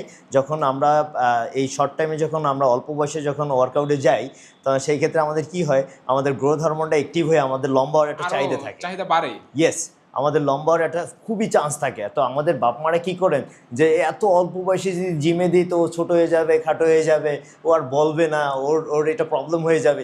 আসলে এটা হচ্ছে আমাদের একটা ভুল কনসেপ্ট ছিল। আসলে আপনি দেখবেন বহির্বিশ্বে যখন তারা অলিম্পিক গেমস খেলে তখন ছোট ছোট বাচ্চারা কিন্তু অলিম্পিক গেমস খেলে। এখন ছোট বয়সে খেলে দেখি। হ্যাঁ, অনেক ছোট বয়সে খেলে। তাহলে চিন্তা করেন, তাহলে তারা কত ছোট বয়সে তাহলে এডমিশন নিছেন, তাহলে তারা কেন ছোট হয়ে যায়নি? তারা তো অবভিয়াসলি তারা লম্বা হচ্ছেন। বলা যায় যে আমাদের থেকে তাদের গ্রোথ আরো আরো ভালো। তো এইটাই আমি বলবো, এই মেসেজটা দিতে চাবো। আসলে আপনার যদি অল্প বয়সে বলতে হচ্ছে অ্যারাউন্ডলি 7 থেকে 8 ইয়ার্সের ভিতরে আপনি এডমিশন নিতে পারবেন, বাচ্চা দিতে পারবেন। আমাদের অনেক সময় আমাদের দেশে আমি দেখতে পাই যে অনেকটা ফ্যামিলিতেই বাচ্চারা পুরো হেভি হয়ে যায়, ফেটি হয়ে যায়। মানে বিশেষ করে যারা ওয়েলদি ফ্যামিলি মানে তাদের বাচ্চারা একটু বেশি হেলদি। রাইট, একদমই মানে রাইট, একদমই অল্প বয়সে বেশি হেলদি হয়ে যায়। পরবর্তীতে আমার সে আসে 12-13 বছরে যে 100 মানে 98, 97, 100-এর মতো একটা ক্রস হয়ে যায়, তখন তার লাইফের উপর একটা ঝুঁকি হয়ে যায়। হ্যাঁ, তো সেই জন্য আমি এই মেসেজটা দিব, যখন 7-8 বছর তখন যদি দেন সময় ফ্রি থাকে দেন। অনেকে দেখা যায় যে অল্প বয়সী থাইরয়েডের সমস্যায় ভুগে। থাইরয়েডে আসলে এই প্রবলেমগুলো এই জন্যই হয়ে থাকেন। তাহলে আমি বলবো যে এই মেসেজটা তাদের জন্য দিব যে আপনি জিমে দেন 7 থেকে 8 বছর অথবা 10 বছর, অ্যারাউন্ডলি 10 বছরের ভিতরে জিমে দেন, সে অনেকটা ভালো থাকবেন। তার বডি বিল্ডার হওয়ার দরকার নেই, সে লেগে থাকুক, সে এসে এখানে স্কেপিং করুক, সে একটু সাইকেলিং করুক, সে একটু রানিং করুক, সে একটু দৌড়াদৌড়ি করুক, তার ওয়েট লিফটিংয়ের দরকার নেই, সে জাস্ট জিমের সঙ্গে ইনভলভ থাকুক। যেহেতু বাচ্চাদের প্রশ্ন আসছে, বর্তমান সময় বাচ্চারা খুব একা, মানে ফোনের পরে এত ডিপেন্ড হয়ে গেছে, তারা বন্ধু বানানোর সময় নেই। জিমে আসলে বন্ধু বিল্ডের জন্য বা নতুন ফ্রেন্ড সার্কেল তৈরি করার জন্য কতটা একটা ভালো জায়গা? আসলে আমার জিমে আমি একটা চাইল্ড কর্নার রাখছি, যেইখানে বাচ্চারা অনেক, যে বাচ্চাগুলো আসেন অ্যারাউন্ডলি আন্ডার 10, ও তারা এক জায়গায় থাকে, মানে ওইখানে বসে তারা ফানলি মজা করতে থাকে, ওয়ার্কআউট করতে থাকে। এটা আমি তাদের জন্য করছি বেসিক্যালি। মোবাইল এডিকশন থেকে কিছুটা দূরে আছে, মোবাইল থেকে অনেকটা দূরে থাকেন। যখন আমার কাছে জিমে থাকেন তারা তো মোবাইল কিরে কয়, তারা তো দেখেনি না, আর মানে প্রবাবলি তারা খুবই ভালো থাকেন। আপনার ওয়ালে একটা পোস্ট দেখলাম, পোস্টের জায়গায় যে আপনার একজন ট্রেনার আছে, সব চিতো এদিক ওদিক পড়ে আসছে, আর বিষয়টা কি আপনার স্টুডেন্টরাই দেখলাম যে ট্যাগ করছে। আপনি ট্রেনারের নাম বলতে যাচ্ছি না, আসলে না, আপনিও কি ওরকম নাকি? আসলে হচ্ছে কি, আমার ট্রেনিং স্টেপটা একটু আলাদা, সবার চেয়ে আলাদা। তো আমি চাই যে প্রতিটা স্টুডেন্ট যখন জিমে আসবেন, সে যেহেতু, আমি একদম ওপেনলি বলি, যেহেতু একটা স্টুডেন্ট যখন 3,000 টাকা এডমিশন বা 4,000 টাকা এডমিশন দিয়ে একটা জিমে যখন ভর্তি হবেন, আর সে যখন মোবাইল চালাবে, সে আইসা মান্থলি শেষে এসে তার গার্জিয়ান বলবে আমার বাচ্চাটা ভর্তি হলো, এখানে এসে তো কিছুই পাইলো না। আমি এই থেকে বাঁচার জন্য আমার জিমে কেউ মোবাইল অ্যালাউ করি না আমি। আর হচ্ছে যে একদমই গসিপ করতে দিই না। আমি বলছি তাদেরকে গসিপ করবো আফটার ওয়ার্কআউট। ইভেন তো আমি যখন ওয়ার্কআউট করাই সো সিরিয়াস থাকে, সেজন্য তারা একটু মানে মোটামুটি ভয় দিয়ে থাকে, এই জন্যই ট্র্যাক করছেন যে আসলে আমার অবস্থা তো এইরকমের। তো আমি চাই যে সবাই যে অ্যাচিভমেন্টটা, যে লক্ষ্য নিয়ে আসছেন সেটাই সাকসেস হোক, তার অ্যাচিভমেন্টটা সে ওই লক্ষ্যে সে যাক। আচ্ছা ভাই, কোন কোন লক্ষণ দেখলে বুঝবো যে আমি যে জিমটা ভর্তি হতে যাচ্ছি, এই জিমটা আসলে ভর্তি হওয়ার জন্য না, বা অতটা ক্যাপেবল না? এটা কোন কোন লক্ষণ দেখলে বোঝা যায়? আসলে জিমের কোনো লক্ষণ নাই যে এখানে আমি ওয়ার্কআউট করতে পারবো কি পারবো না, এটা ওন ইউর সেলফ, মানে হচ্ছে যে আমার উপর ডিপেন্ড করে আমি এই জিমটাকে কীভাবে নিব। এই জিমটাকে আসলে জিমে যে সবাই কিন্তু জিম করতে পারে না, জিমের আসলে ভালোবাসাটা বুঝতে হবে, জিমের সঙ্গে নিজেকে আগে ফিট করতে হবে, তখন সে জিম তখন কি বলবে যে হ্যাঁ ঠিক আছে, তোমার ভালোবাসাটা আমার কাছে ভালো লাগছে, তুমি এখন আমাকে ইউজ করতে পারো, ঠিক আছে। এটা হচ্ছে যে আমার ভাষা। এটা আমি যখন ইভেন তো আমি যখন দুবাইতে ফার্স্ট টাইম যখন একটা গেমস খেলতে যাই, তখন আমি কিছু কেনিয়ান ট্রেনার ছিলেন, যারা আমি একসঙ্গে যখন দুবাইতে প্রায় 5 ইয়ার্সের মতো আমি একটা টাইগার জিমে আমি ট্রেনার ছিলাম। তো তখন আমার একজন সিনিয়র ট্রেনার ছিলেন, সে ছিলেন যে কেনিয়ান। তো হ্যাঁ, সে আসলে এই কথাগুলোই সবচেয়ে ভালো বলতেন যে জিমের কোনো বয়স নেই, আর র্যান্ডমলি তুমি জিম করতে পারো। আসলে তোমার ফার্স্ট অ্যাচিভমেন্টটা কী চাও তুমি জিমে এসে, তোমার ওইটার উপর তোমার ফোকাস দিতে হবে। বেসিক্যালি আপনারা রাত্রিবেলা ঘুমান কখন, কি আর্লি না মিডনাইট? আপনার মিডনাইট আসলে হচ্ছে একদমই আমি খুব, আমি জানি যে আপনাদের জীবন রুটিন দ্বারা। হ্যাঁ, এটা আসলে খুব মজার একটা প্রশ্ন। আসলে আমি আমার 3-4টা জিমে আসলে আমি ট্রেন আপ করি। তো ট্রেন আপ করার পরে যখন নিজের জন্য যখন আসি, তখন একদমই কম হয়ে যায়। তো আমি অ্যারাউন্ডলি 11টার ভিতরে ঘুমিয়ে পড়তে খুবই চেষ্টা করি, কারণ আমার আর্লি মর্নিং উঠে ফজরের নামাজ পড়ে দেন আমি আবার জিমের দিকে চলে ভাই যাই। যেহেতু পার্সোনাল লাইফে আসছে তাহলে আমি কিন্তু পার্সোনাল প্রশ্ন করি, ডোন্ট মাইন্ড ভাই। বিষয়টা হচ্ছে এরকম যে আমাদের জিম সম্পর্কে একটা ধারণা আছে যে যারা জিম করে, যাদের বডি বিল্ডিং করে, তাদের সেক্সুয়াল পারফরমেন্স কমে যায়। বিষয়টা কি এরকম কোনো কিছু আছে? আসলে না, এই ধরনের কোনো ইয়েই নেই।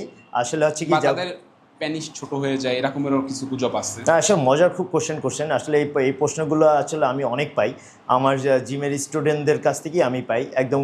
আমি ওদের সঙ্গে খুবই ফ্রি এবং ফ্রেন্ডলি, ওরা আমাকে আস্ক করে যে স্যার আমি শুনছি যে আমি জিম করলে নাকি আমার পেনিস ছোট হয়ে যাবে, ইভেন দো আমি যখন মাস্টারবেশন করি তখন আমার নাকি মাসেল নাকি আর গ্রো আপ করে না। তো এটা কতটা সত্য? মানে মাস্টারবেশনের সাথে মাসেলের কি সম্পর্ক আছে? আসলে একদমই আমি এটা বলবো যে মাস্টারবেশনের সাথে মার্সেলের কোনো ইনক্লুডই নেই। ইনক্লুডিং নাই? কোনো ইনক্লুডই নেই। আপনার মার্সেল আর হচ্ছে মাস্টারবেশন, এটা দুটো হচ্ছে ডিফারেন্স। আপনি মাস্টারবেশন করছেন সেক্ষেত্রে যে আপনার মার্সেল পড়ে যাবে এমনটা কোনো লেখা নেই কোথাও, কোনো সম্ভাবনাই নেই। না কোনো সম্ভাবনাই নেই। আপনার এইটা হচ্ছে যে মার্সেল থেকে কিছু জিনিস রিল্যাক্স হচ্ছে, এটা আপনার শরীরের জন্য আরো বেটার। হ্যাঁ। ইভেন অনেকে মানে জিম করতো এক সময়, কিন্তু যে বিয়ে করছে বলে আর পারতেছি না, বন্ধু বাদ দিয়ে এখন এগুলো বাদ, আমার দ্বারা হবে না, এই একটা মেন্টালিটি থাকে। আর দ্বিতীয়ত ভাই অনেক ক্যালসিয়াম খরচ হয়ে যায়, এটা আমি আর ক্যারি করতে পারবো না। আসলে সব জিনিস অতিরিক্ত, সব জিনিস খারাপ। তো না করাটাই সবচেয়ে বেটার। আর করলে যে ক্ষতি হবে এমনটা না, তবে না করাটাই সবচেয়ে ভালো। আর হচ্ছে যেটা একটা কোশ্চেন ছিল যেটা পেনিস যেটা ছোট হয়ে যাবে, আসলে আমরা যখন ওয়ার্কআউট করি, যখন হেভি পিপল থাকে, হেভি পিপল যখন তার অ্যাডনর্মালটা অনেক বড় থাকে, তখন তার পেনিসটা ফ্যাটের জন্য তার পেনিসটা ছোট হয়ে যায়। এই মেসেজটা আমি সবাইকে দিতে চাবো। এটা অনেকে হয়তো বা জানেন না, আমি এই জন্য সবাইকে বলতে চাচ্ছি। যেহেতু বডিটা অনেক বড় লাগে, সেক্ষেত্রে আপনার দেখতে ওইটা তুলনামূলক ছোট মনে হয়। হ্যাঁ, এইটাই রাইট। যখন তার যখন অ্যাডনর্মালটা অনেক বড় হয়ে যায়, তখন তার পেনিসটা অনেক ভিতরে খিঁচতে থাকে, তার ফ্যাটে চর্বিটা তাই খিঁচতে থাকে। যখন একটা থিন পিপল, আমরা যখন আস্তে আস্তে যখন ওই মোটা থেকে থিন হতে থাকি, তখন তার গ্রো আপটা সে বুঝতে পারে যে না আসলে অনেক বেটার, আগের চেয়ে অনেক ভালো হয়েছে। কিন্তু সেক্সুয়াল ক্ষেত্রে তো মনে হয় এটা কোনো সেক্সুয়াল ক্ষেত্রে আমি না, না, এটা আসলে কি আমি এটা বলতে চাবো, আসলে একটা শাই ফিল লাগে, তারপর বলতে হচ্ছে মেসেজটা দিতে হবে। আসলে যখন আমরা ওয়ার্কআউট করি তখন আমাদের টেস্টোস্টেরন আমাদের এতটা হাই থাকে যে নর্মাল জনতা, নর্মাল পিপলের চেয়ে যারা ওয়ার্কআউট করে তাদের অনেক স্ট্রেংথ থাকে, অনেক বেশি স্ট্রেংথ থাকে। এটা হচ্ছে যে জিমের আসলে একটা গুড সাইড। এটা good side, obviously good side, কারণ এর চেয়ে ভালো জিনিস আমার মনে হয় যে মেডিসিনও পারবে না। কারণ মেডিসিন তো দূরের কথা, কারণ আপনি জিম থেকে যে আপনি ন্যাচারাল বিষয়টা, ওইটা কিন্তু কোনো মেডিসিন দিতে পারে না। যদি মানুষ মনে করে মেডিসিন অনেক কিছু দিতে পারে, কিন্তু আসলে রাইট একদমই রাইট। আচ্ছা নয়ন ভাই, যারা বিবাহিত জিম ছেড়ে দিচ্ছে শুধুমাত্র বিয়ে করার কারণে, তাদের আপনি কি সাজেশন দেবেন? আসলে খুবই একটা মজার কথা।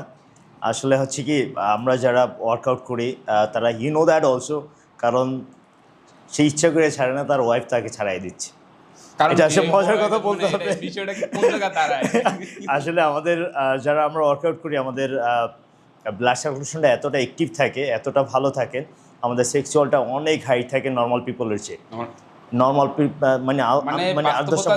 ধারণা করে আসলে বিষয়টা উল্টো। আর মানুষ মনে করে যে ব্যায়াম করলে মনে হয় সেক্সুয়ালের সাইডে প্রবলেম হবে বা পেনিসের সাইডে প্রবলেম হবে, আসলে না, এমনটা না।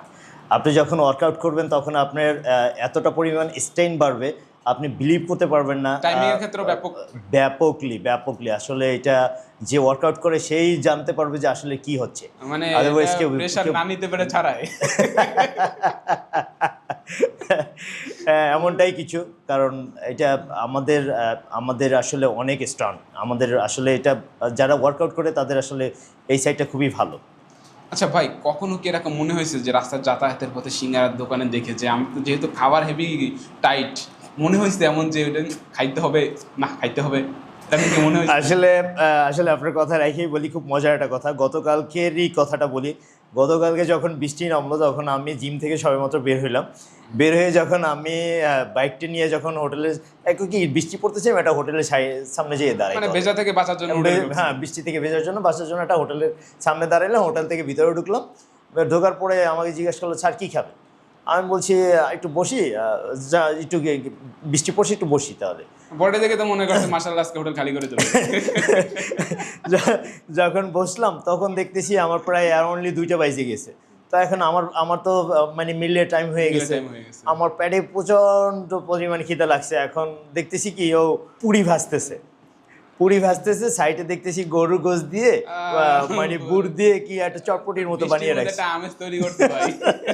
এত সুন্দর একটা তৈরি করছে। এখন আমি বলতেছি যে আমি এটিকে খাবো, আমার সামনে তো গেমস আছে, তো নিজের সঙ্গে নিজে আশ করতেছি। তো জিজ্ঞাসা করে অনেকক্ষণ পরে বললাম যে না আমার এটা খাওয়া চলবে না, আমি তো বিল্ডার মানুষ। তো এই যে স্যাক্রিফাইসটা আমি যে করলাম, আসলে এই ডেডিকেশনটা হচ্ছে যে প্রতিটা অ্যাথলেটিকের ভিতরে আছে, নট অনলি ফর মি, এটা সবার ভিতরে আছে। এটা সবাই এই একটা কোর্স, আজকে একটা কোর্সে বিদায়, সে আজকে ওই প্ল্যাটফর্মে যেয়ে পৌঁছাইতে পারছে। আর জিম যখন শুরু করছেন, মানে জিম না, আপনার প্রাথমিক অবস্থা তো বলছেন যে গড়ে খাইতেন, কিন্তু যখন আপনি ডায়েটের ভিতরে চলে আসছেন তখন কি লুকে কিছু খাইছেন মাঝে মাঝে, মানে গেম চলা অবস্থায়? গেম চলা অবস্থায় আমি দেখার দরকার নেই, আমি নিজে চুপচাপ খাইলি হয়েছে। না এমনটা করতে পারি না, কারণ তাইলে আমার সাথে চিট করা হতো। তো আমি খুবই হার্ড ছিলাম যে আমার গেমসে যেভাবে হোক উইন হতে হবে, এটা সবার একটা টার্গেট থাকে যে না উইন হতেই হবে। ভাই আমার এরকম অডিয়েন্স আমার একটা টার্গেট ছিল, বাইসেপসটা দেখানো যায় আমার অডিয়েন্স। হ্যাঁ অবভিয়াসলি। আসলে ভাই স্টেরয়েড কি নেওয়া হয় ভাই? আসলে আমরা যেহেতু জানি যে এই সেক্টরে যারা আসে স্টেরয়েড বাদে বডি আসলে খুবই আমরা কম, এটা জানি। এটা আসলে খুব একটা ভালো কথা। আসলে আমাদের দেশে নট অনলি ফর বাংলাদেশ, এটা সারা ওয়ার্ল্ডে যখন কেউ মানে গেমসে যখন খেলতে যাই, কম্পিটিশন খেলতে যাই, তখন হচ্ছে যে প্রতিটা অ্যাথলেটিকই একটা না একটা স্টেরয়েড নিয়ে থাকেন। তো সেই ক্ষেত্রে আমারটা সম্পূর্ণ আছে একটু ব্যতিক্রম ধর্ম।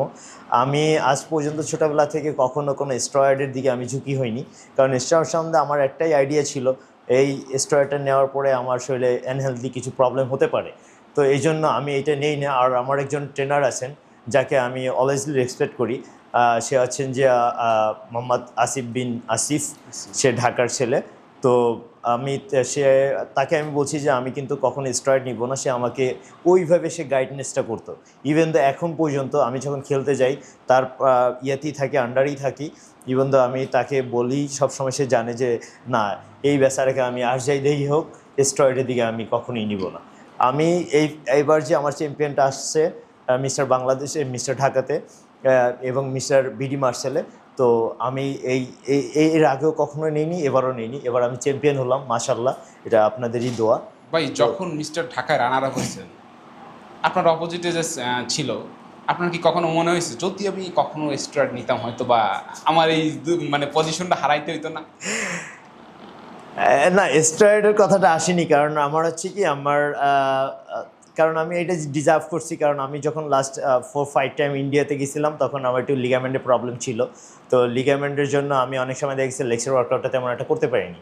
তো আমি চিন্তা করছিলাম যে আমার লেগসটা যদি আরেকটু যদি বেটার হতো তাহলে আমি ওকে খাইয়ে দিতাম, মানে আমি তাহলে ফার্স্ট হইতাম। আচ্ছা নন ভাই, স্টেরয়েড আর সাপ্লিমেন্ট এই দুটোর মধ্যে কি পার্থক্য আছে নাকি দুটো একই জিনিস?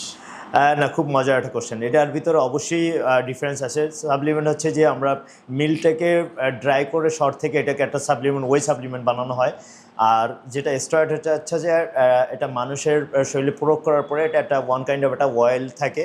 এই অয়েলটা এবং হচ্ছে যে এটা আমি যেটা রিসেন্টলি যেটা শুনতে পাইলাম, ওই স্টেরয়েডের ভিতরে হালকা নাকি অয়েল পুশ করে, তো এর পরে নাকি বডিতে পুশ করে। তো এটা হচ্ছে ওইটার সাথে ওইটার কোনো সংমিশ্রণ নাই। প্রোটিন হচ্ছে আপনাকে এক্সট্রা পাওয়ার বডিতে এক্সট্রা যোগান দিবে, যেটা আমরা ডিম, দুধ, ছানা, মাখন থেকে পেয়ে থাকি। সেটা আমাদের ওই প্রোটিনটা আমাকে রিকভার করতেছে। ঠিক আছে, আমার রেড মিটের প্রোটিন, আমার চিকেনের প্রোটিন, এটা আমাকে ওই প্রোটিন থেকে আমাকে রিকভার করে দিচ্ছে। রাইট। তো আর স্টেরয়েডের ব্যাপারটা টোটালি হচ্ছে একদমই সেপারেশন। এটা হচ্ছে যে ওটা সার্কেলটা হচ্ছে আলাদা, এটা মেডিসিনাল বিষয় যেটা সম্পূর্ণ ব্রেন থেকে হরমোনটাকে। আচ্ছা এইটা হচ্ছে কি স্টেরয়েড হচ্ছে, যেহেতু আপনি স্টেরয়েডের কথা বলছেন, আমি আরেকটা ভালো একটা মেসেজ দিতে যাচ্ছি সবাইকে। স্টেরয়েড হচ্ছে কি, যখন স্টেরয়েড নেয়, যখন একটা অ্যাথলিট যখন স্টেরয়েড নিয়ে খেলেন তখন সে উইন ঠিকই হন, কিন্তু তার ভিতরে একটা ভয় থেকেই যায়। আচ্ছা, স্টেরয়েডের কি ফিউচার কোনো খারাপ করার পরে আমি মানে টিভিতে দেখা পড়ছে কিছু কিছু ক্ষেত্রে যে বডিগুলো বিকৃত হয়ে যায়, এরকম এটা স্টেরয়েডের কারণে? এটা কোন ধরনের স্টেরয়েড? আসলে ওভারডোজের কারণে কিছু সময় প্রবলেম হয়ে যায়, শরীরে দেখবেন প্রচুর পরিমাণে ঘামাচির মতো বড় বড় একের মতো হয়ে যায়, ঠিক আছে। হ্যাঁ, আর হচ্ছে কি মাসেলগুলো আমি দেখছি যে মাসেলগুলো নর্মাল না, ঝুলে যাচ্ছে, কোনোটা কোনো কোনো জায়গা থেকে ফুলে যাচ্ছে, কোনো কোনো জায়গায় দেখা যাচ্ছে এই জায়গার মাসেল মনে হচ্ছে যে পায়ের মাসেলের মতো এরকমের, মানে চাকা চাকা চাকা চাকা বিষয়টা, মানে এই বিষয়টা জানতে চাচ্ছি যে এটা কি ওই স্টেরয়েড নর্মাল যে স্টেরয়েড ব্যবহার করে এটা, নাকি এটা কোনো আলাদা কোনো স্টেরয়েডের বিষয়? আসলে স্টেরয়েডের কথা বলতে গেলে শেষ করা যাবে না। স্টেরয়েডটা হচ্ছে এমন একটা মানব দেহের জন্য, এটা আমাদের মানব দেহের জন্য আসলে এটা খুবই খারাপ। আর আমি এটা আসলে এই মেসেজটা এমনলি দিতে চাই যে স্টেরয়েড ছাড়া যদি কেউ যদি ন্যাচারাল করেন, তাহলে আমি মনে করবো যে আপনি সারা লাইফের জন্য আপনি বেটার থাকবেন, ভালো থাকবেন। আচ্ছা নন ভাই, এই অনুষ্ঠান পরিচালনার আগে আমরা একটা পোস্ট করছি আমাদের পেজে যে আমাদের নেক্সট গেস্ট একজন বডি বিল্ডার। আপনাদের কোনো কিছু জানার আছে নাকি? তারা কিছু কমেন্টে কিছু প্রশ্ন করছে, এগুলো কি আপনারা করা যাবে? Yes, obviously. আচ্ছা, আমি তাহলে কমেন্টগুলো আপনার পড়ে শোনাচ্ছি। Yeah sure. মাস্টারবেশন করলে কি কোনো সমস্যা হয় নাকি বডি বিল্ডিং এর ক্ষেত্রে? নো। শুধু হেভি ওয়েট করলে কি বডি বিল্ড হয়? Not more. মেয়েরা যদি ওয়েট লিফট করে অর্থাৎ ভারী ওজন নেয়, সেক্ষেত্রে কি ছেলেদের মতো বডি হয়ে যায়? না। ঘাম ঝরানো মানে কি জিম? না। ওজন কমাতে কত মাস সময় লাগতে পারে? এটা হচ্ছে আপ টু ইউ, হচ্ছে একটা ডায়েট ফলো করতে হবে এবং কন্টিনিউসলি ওয়ার্কআউটের সঙ্গে থাকতে হবে এবং ভালো একটা ট্রেনার আন্ডার থাকতে হবে। তাহলে উইদিন 3 মান্থের ভিতরে সে পাবো বললেই সে অ্যারাউন্ডলি, যদি মেয়ে হয়ে থাকেন সে তাহলে প্রায় তোমার 12 থেকে 14 কেজির মতো কমাতে পারবে, আর যদি ছেলে হয়ে থাকেন তাহলে সে নর্মালি হচ্ছে যে 18 কেজির মতো কমাতে পারবে। রাতে কম খাইলে বডি ঠিক থাকে, বেশি খেলে বডি নষ্ট হয়, এরকম কি কোনো সমস্যা আছে? এটার ভিতরে একটু বলতে চাই যে রাত 8টা অনেকে বলে যে রাত 8টার পরে খাইলে রাত 8টার মানে পরে, ডাইরেক্ট এই জায়গায় আসছে রাত 8টার পরে খাইলে বডি নষ্ট হয়ে যায়। না, রাত 8টার পরে খেলে বডি নষ্ট হয়ে যায় বলতে সেখানে আছে খাবারের পরিমাপটা কতটুকু ছিল আর খাবারটা কোন ক্যাটাগরি ছিল সেটা বুঝতে হবে। ফ্যাট খেলে কি মোটা হয়? ফ্যাট খেলে সবসময় মোটা হয় না, গুড ফ্যাটের উপরে যদি থাকেন তাহলে বডির জন্য ভালো। আচ্ছা, নর্মাল বডি বিল্ডিং আর গেমের জন্য যে আপনার বডি করেন মানে রেডি করেন, দুটোর মধ্যে পরিশ্রমের ডিফারেন্স কতখানি? আকাশ পাতাল। একজন সাধারণ মানুষ কি চাইলেই গেম খেলার জন্য নিজের বডি তৈরি করতে পারবে শর্ট টাইমে? অবশ্যই না, তাকে অনেক পরিশ্রম করতে হবে। এক পর্যায়ে পরিশ্রমের পরে যখন তার বডিটা একটা প্ল্যাটফর্মে আসবে সে তখন একটা কোর্সের মাধ্যমে সে খেলতে পারবে। নিজের গেম খেলা পর্যন্ত তৈরি করতে কত সময় লাগতে পারে? পাওয়া বললে তার মিনিমাম 5 বছর থেকে 6 বছরের মতো লাগতে পারে। শুধু নর্মাল জিম করলে কি ডায়েটের প্রয়োজন আছে? সে যদি তার ফিজিকটা ভালো রাখতে চায় আর নর্মাল খাবার খেন তাহলে দেন ওকে। মেয়েরা প্রেগনেন্সির সময় কি জিম করতে পারে? তার বুঝতে হবে প্রেগনেন্সির মাস কত মাস চলতেছে, আর সে যদি উইথিন শর্ট টাইম থাকে 2-3 মাস বা 4 মাস সে হালকা পাতলা ওয়ার্কআউট করতে পারবে। আচ্ছা, ফ্যাট কমানোর জন্য সবথেকে ভালো হয় কোনটা?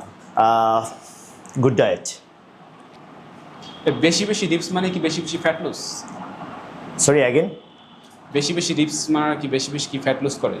র্যাসটা হচ্ছে কি, এটা হচ্ছে যে একটা ব্যায়ামের ভিতরে আছে যে আপনি কতটুকু পরিমাণে ওয়ার্কআউট করবেন তার ভিতরে একটা র্যাপসের সিস্টেম করে 3 সেটের ভিতরে 12টা করে র্যাপস থাকে। অ্যান্ড এইখানের ভিতরে হচ্ছে যে ফ্যাটের সঙ্গে কোনো ইনভলভ নেই। ফ্যাটটা হচ্ছে যে সম্পূর্ণ হচ্ছে যে আপনার ডায়েট এবং হচ্ছে যে ওয়ার্কআউটের উপর ডিপেন্ড করে যে আপনি কোন লেভেলের ওয়ার্কআউটটা করতেছেন তার উপর আপনার ফ্যাটটা রিডিউস হবে। আচ্ছা, আমার এক ভাই প্রশ্ন করছে যে সে মনে হয় দাঁড়ায় থাকে বেশি, সে বলছে কি দাঁড়ায় থাকাও কি একটা জিম? সারাদিন দাঁড়ায় থাকাও কি জিম? বেশি দাঁড়িয়ে থাকলে তার হচ্ছে যে আপনার নার্ভের প্রবলেম হতে পারে, সেক্ষেত্রে তার একটু বসা এবং দাঁড়িয়ে থাকাটা সমান তালে করলেই বেটার হবে।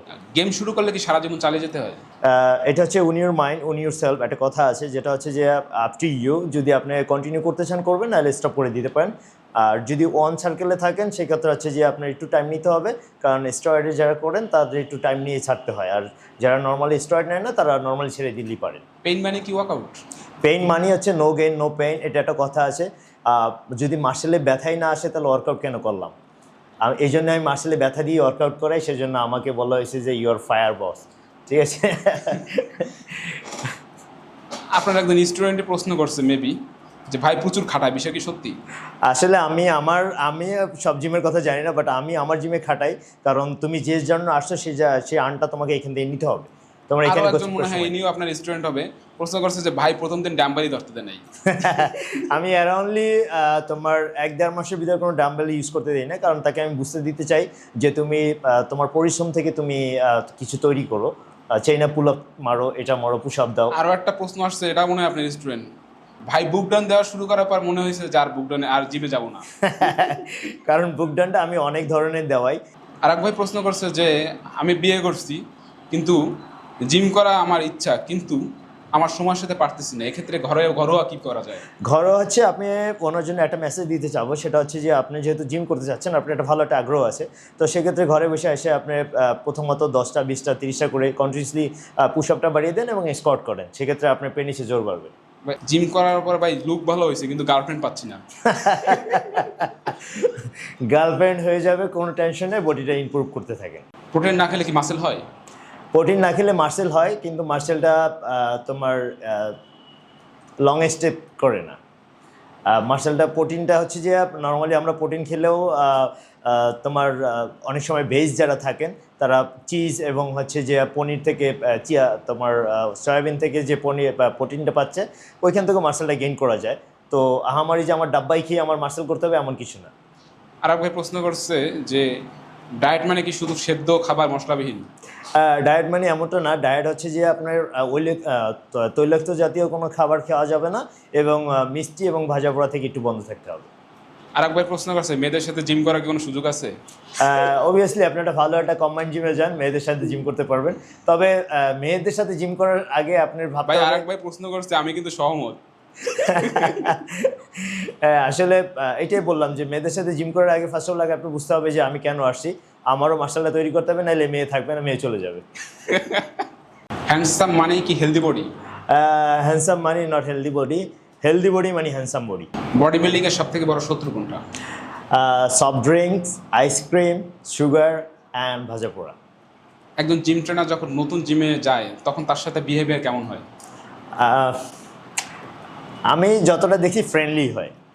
নতুন একজন স্টুডেন্ট যখন নতুন জিমে যায় তখন তার সাথে বিহেভিয়ার কেমন হয়?